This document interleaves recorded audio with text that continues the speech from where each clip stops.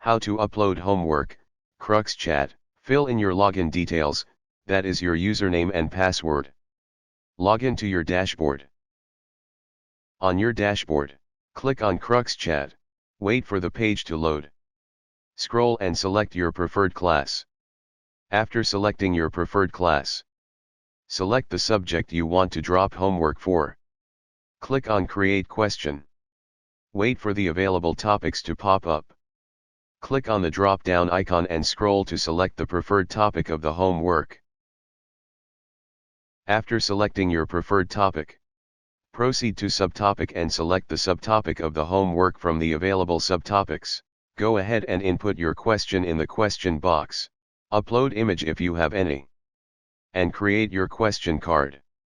After creating your question card, you will see a notification indicating that the question has been uploaded successfully.